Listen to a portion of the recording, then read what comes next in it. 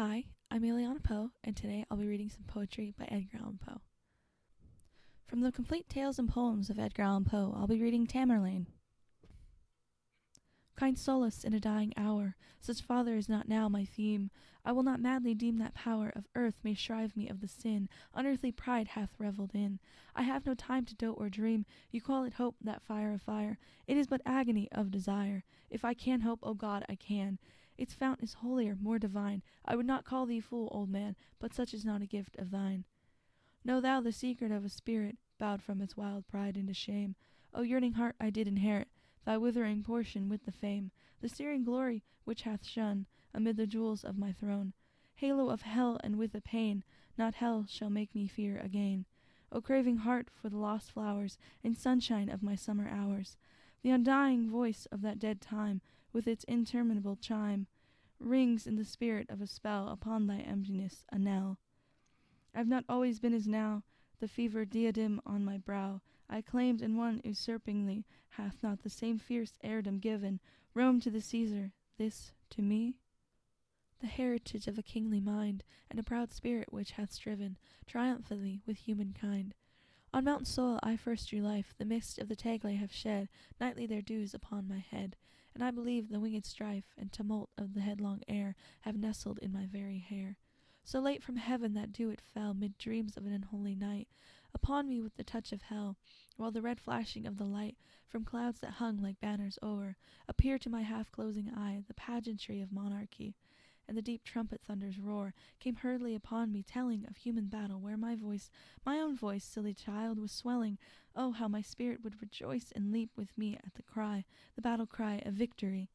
The rain came down upon my head unsheltered, and the heavy wind rendered me mad and deaf and blind. It was but man, I thought, who shed laurels upon me, and the rush, the torrent of the chilly air, gurgled within my ear the crush of empires with the captive's prayer, the hum of suitors, and the tone of flattery round a sovereign's throne.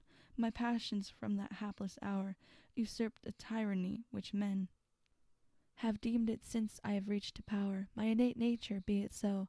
But, Father, there lived one who then in my boyhood, when their fire burned with the still intenser glow, for passion must with youth expire, e'en then, who knew this iron heart in women's weakness had a part.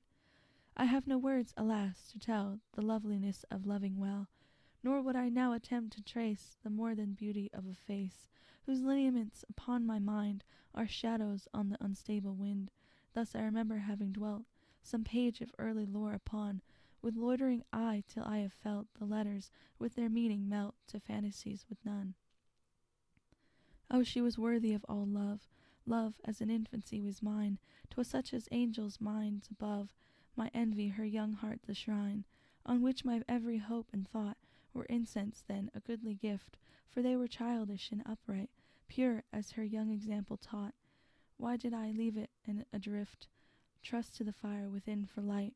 We grew in age and love together, roaming the forest and the wild, my breast her shield in wintry weather, and when the friendly sunshine smiled, and she would mark the opening skies, I saw no heaven but in her eyes.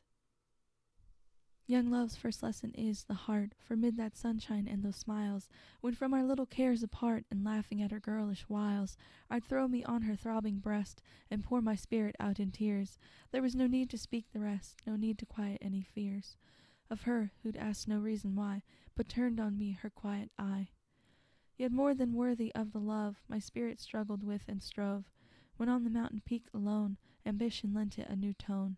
I had no being but in thee, the world and all it did contain, in the earth, the air, the sea, its joy, its little lot of pain, that was new pleasure, the ideal, dim vanities of dreams by night, and dimmer nothings which were real, shadows and a more shadowy light parted upon their misty wings, and so confusedly became thine image and a name, two separate yet most intimate things. I was ambitious. Have you known the passion, Father? You have not. A cottager, I marked a throne of half the world as all my own, and murmured at such lowly lot, but just like any other dream, upon the vapor of the dew, my own had passed, did not the beam of beauty which did while it throw, the minute, the hour, the day oppress my mind with double loveliness.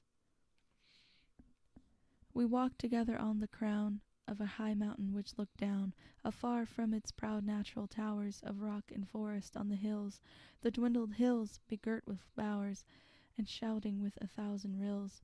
I spoke to her of power and pride, but mystically in such guise that she might deem it naught beside the moment's converse in her eyes. I read perhaps too carelessly a mingled feeling with my own. The flush on her bright cheek to me seemed to become a queenly throne, too well that I should let it be light in the wilderness alone. I wrapped myself in grandeur then, and donned a visionary crown. Yet it was not that fantasy had thrown her mantle over me, but that among the rabble men lion ambition is chained down, and crouches to a keeper's hand. Not so in deserts where the grand, the wild, the terrible conspire with their own breath to fan his fire. Look round thee now on Samarcand. Is not the queen of earth, her pride, above all cities in her hand, their destinies, in all beside, of glory which the world hath known? Stands she not nobly and alone? Falling her veriest stepping stone shall form the pedestal of a throne, and who her sovereign Timur he, whom the astonished people saw, striding o'er empires haughtily, a diademed outlaw.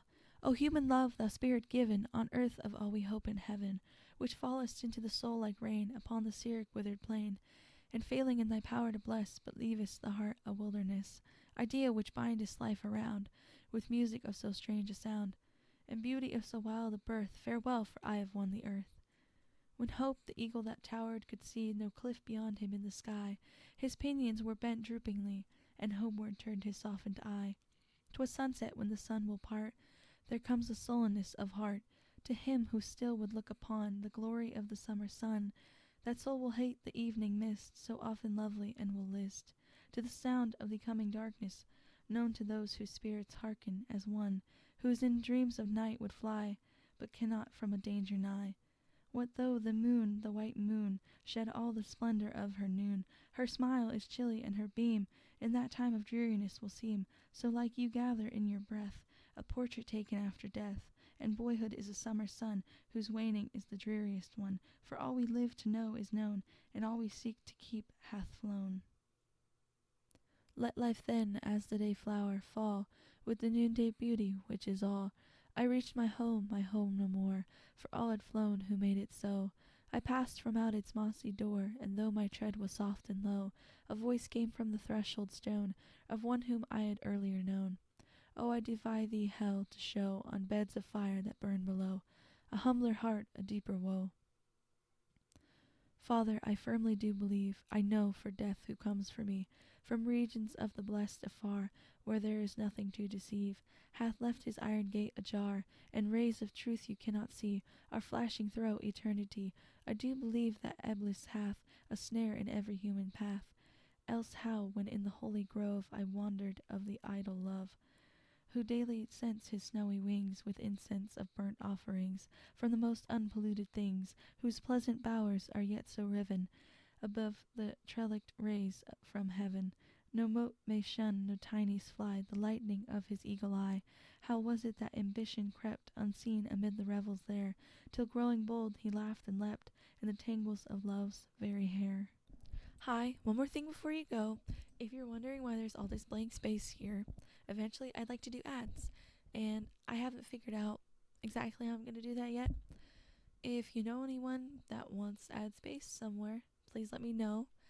I primarily focus on horror-themed shops, small businesses, and independently published authors like myself.